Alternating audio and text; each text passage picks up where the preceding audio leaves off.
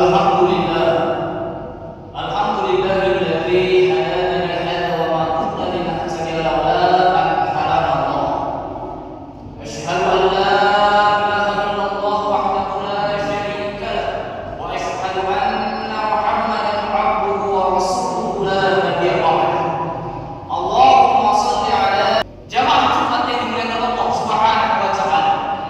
Sebuah perintah Allah di dalam Al-Qur'an yang ditujukan kepada kita semua hamba Allah Subhanahu wa taala. Berbekallah kalian semua.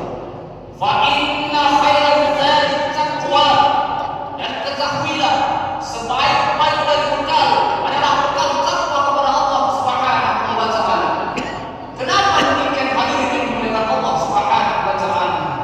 Seandainya kita memandang sudut pandang manusia dari segi harta dan kekayaan,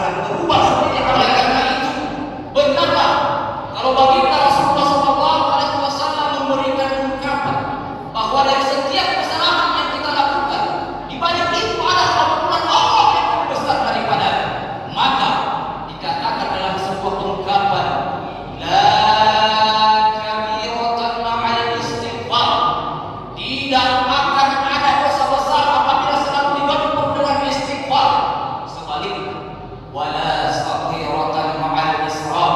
Tidak ada dosa kecil apabila selalu dilakukan secara terus-menerus. Oleh karena itu, kapan kita akan kembali? Di mana kita akan tersadar? Hadirin, jemaah Jumat yang dimuliakan Allah Subhanahu wa taala. Kita ambil suatu contoh di dalam Al-Qur'an. Mathalul ladzina yunfiquna amwalahum fi sabilillah. Perumpamaan orang yang menafkahkan hartanya di jalan Allah. Kamathali habbatin ambatat sab'a sanabila. Bagaikan orang yang menanam sebatang pohon menumbuhkan 7 tangkai. Fi kulli sumbulatin mi'atu habbah. Setiap tangkai membuahkan